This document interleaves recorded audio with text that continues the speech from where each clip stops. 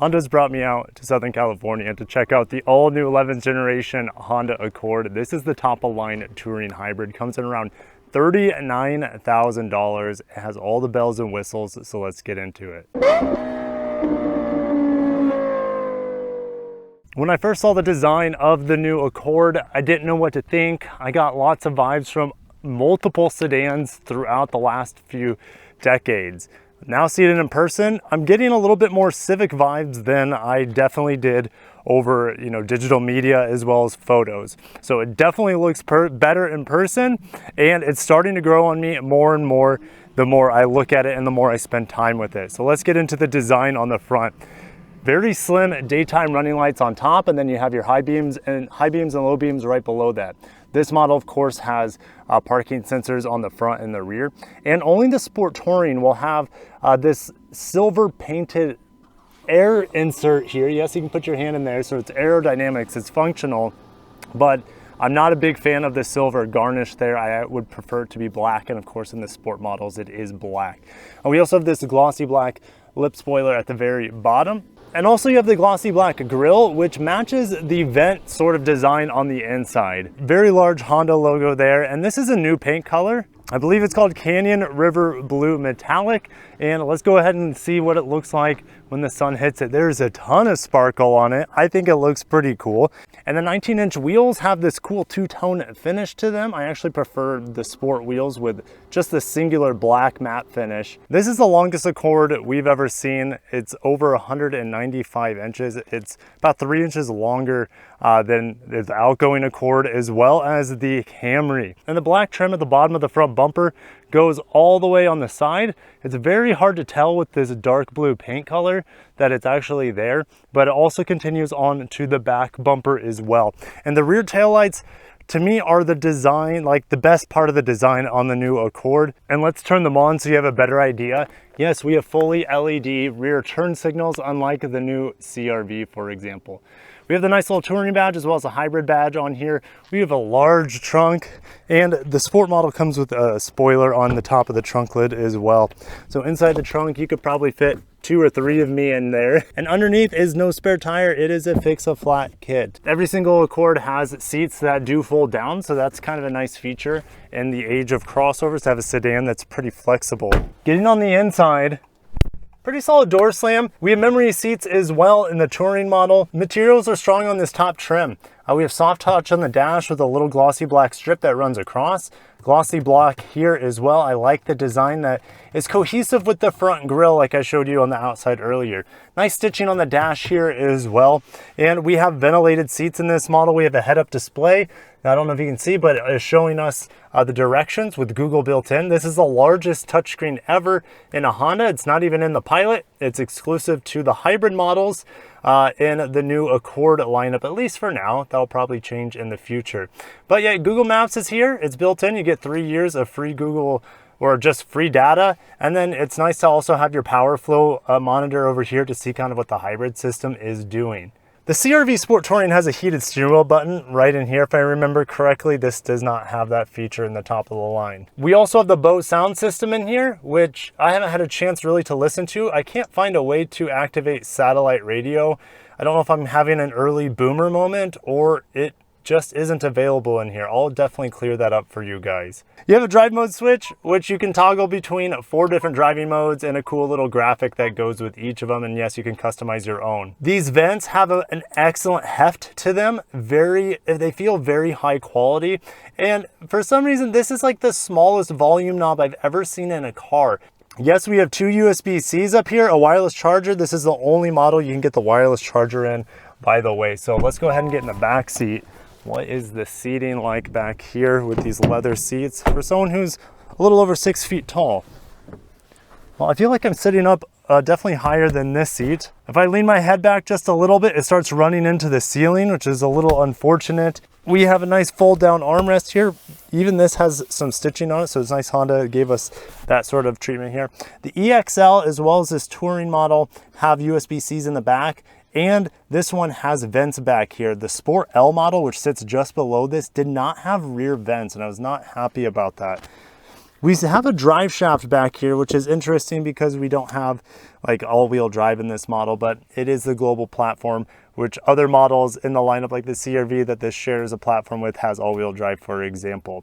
Just one map pocket back here on the back of these leather seats. It feels great, but I wish we had a map pocket on this side as well. LED dome light above us. We do not have a panoramic roof, just a standard roof here. Oh yes, and leg room, I have quite a bit of it back here in the new Accord. Also, the touring model is the only way you can get heated rear seats. Underneath the hood of the Honda Accord Hybrid, we have a 2-liter naturally aspirated engine mated to the electrical hybrid system. It's a 2-motor hybrid system, and it drives very much like an electric car. You just hear the engine whining at times, but it's really very pleasant overall.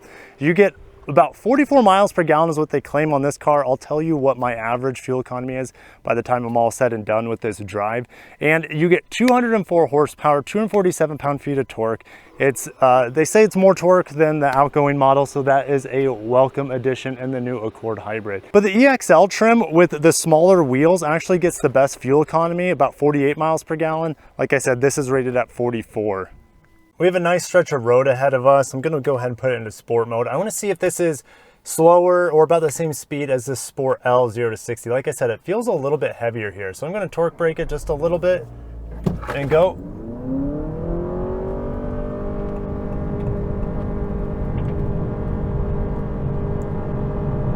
It did not feel as quick. So 0 to 60 in 7.56 seconds. We're gonna put it into sport mode, torque brake. Go.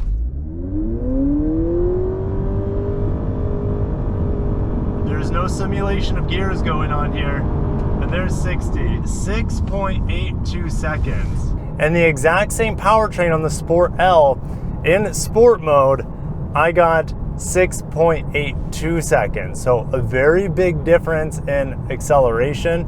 Maybe it's because the AC is on here. I might have to turn that off to try it again, but there shouldn't have been nearly 3/4 of a second difference between the two with identical power numbers, unless this vehicle really does weigh quite a bit more. Get into the brakes here. It feels pretty darn good in this touring model around the turn. And it does feel slightly heavier and a little bit more removed from the road than the Sport L model that I drove just before this. But it is still a fun car, and it always surprises me. It feels like slightly bigger Civic. It's very eager to turn in, and it has great contact with the road, and it can handle much better than it looks, I'll just say that.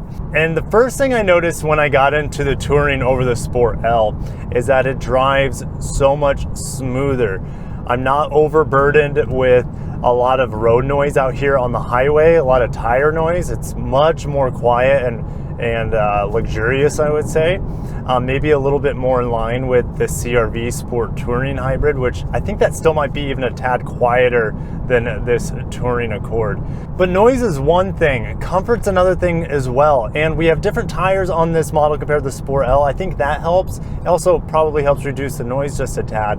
But the ride quality in here is so much smoother. It's really surprising that even though they both have 19-inch wheels, they drive, or should I say they ride completely different. The Sport L felt really bumpy, very harsh, and this feels more luxury quality. Very smooth, very refined, and really relaxing. Hustling this touring grade through the turns feels pretty good. It feels very much like an enlarged Civic. Weighs a lot more, but it still wants to get up and play. Definitely feel like I'm nice and planted in this seat, even though they're not ridiculously bolstered or anything. Just enough support to match the character of this car. My legs don't have a lot of support, but that's fine. I actually prefer them to have a little more room to spread out. And the crazy thing is even when you're getting into the gas, you just hardly ever hear the engine. It always really surprises me that this is a hybrid sometimes and not a fully electric vehicle. And even going uphill, like going 55 miles an hour, I don't hear anything from the engine bay. Like, Honda's done an amazing job making not only a quiet and refined engine, but they've done something to put a magic barrier between the engine bay and the cabin that even going uphill, I don't even hear the engine. It's really something. And it's great to also use the paddle shifters to slow the vehicle down with the regenerative brake setting with these paddle shifters. Most of the time I don't use them, and unless you're in sport mode or a custom mode, the regen braking just kind of resets itself. And where Honda's hybrids show their strengths are typically around town. So I'm going pretty slow here. I'm in fully electric mode, and it drives very eerily similar to just any other fully battery electric vehicle out there at low speeds, and that's why it gets really good fuel economy at low speeds. And going down this hill again, let's just pop it into EV mode to control the descent. I don't even have to use the brake pedal, which is pretty nice, and it helps recharge the battery, which you can see the battery diagram on the far right hand side of the screen. And if you want to pick up speed again, you can just press the plus paddle shifter on the right hand side to kind of do that for you. Now the brakes in here are typical Honda fashion. They're really good, very predictable. Not like the most firm pedal, but it has a lot of progression, and I feel like a decent amount of feedback. And what you want in a car is predictability with your brake pedal, because that, you know, helps save lives and help avoid crashes. And this vehicle has a really predictable brake pedal. You don't feel like the powertrain cutting in at all. And then this, gosh, look at that view. It's hard to drive sometimes these cars on these beautiful Californian roads because I'm so deprived of that in Florida, and I want to look around and see the beauty. But there's also a beauty in driving a car fairly hard around turns, and I'm gonna run into this Bronco or Jeep in front of me at some point in time, and that's gonna slow me down as well. But now the hybrid models for the Accord start in the low 30s. This one tops out around $39,000. I'll be able to test some other trim levels too during this trip out in California. So it's hard for me to say which one is the best, or which, I mean, this is objectively and subjectively the best one for sure, but you're gonna be paying the most for it. So what's the best value? It might be the sport model with the cloth seats, because it gets this excellent powertrain. The powertrain in this vehicle is the highlight for me. It's so quiet, smooth, you barely know it's there, and you get good gas mileage. Is it class leading? Probably not. I know the Camry can get better fuel economy, maybe even the Sonata hybrid, but there's something about this powertrain that is way more refined than its competition. Maybe not the most powerful, but it's definitely the smoothest and quietest, and I really appreciate that. And also on the base Sport hybrid, you still get this 12-inch screen. No, you don't get the Google built-in, but you have Apple CarPlay and Android Auto wireless, which is nice, but no wireless charger in them. Luckily, you have USB-Cs to top off your phone while you're casting your phone to the big 12-inch screen. And the screen is great. It's really responsive. It's been an absolute joy, not only in this vehicle with, man, this is a palm tree farm. We have them in Florida too, but they don't look as pretty as this. So anyways, yeah, the screen's great. I'll just leave it there. Honda, just put this zippier software and 12-inch screen into more of your products. Thanks. Also for $39K, I wish we would get a pano roof. I don't think that's asking too much, but you know, look at the CR-V hybrid. You know, that tops out, and it's Sport Touring trim without the panel roof as well. So I failed to do a summary during my drive, so here we go. I drove the Sport L, I drove the Touring, and I also drove the EX Turbo model. I'll have a separate video for the EX Turbo model because it drives significantly different from the hybrids. I think the best value here is going to be the Sport trim or the EXL trim. And I didn't get a chance to drive the EXL model. It wasn't available at the test drive, but I did drive the EX, and those 17-inch wheels do help with ride quality. And more importantly, on the EXL hybrid, it helps with fuel economy, and you're able to get the most MPGs with those smaller wheels. But I'll see you guys down below on your thoughts of the new Accord. Which trim level would you be going for? What are the highlights for you? What are the lowlights? What are you most and least impressed with? I'll catch you guys in the next video, and make sure to watch my driving impressions on the EX Turbo 2023 Accord. Thanks for watching.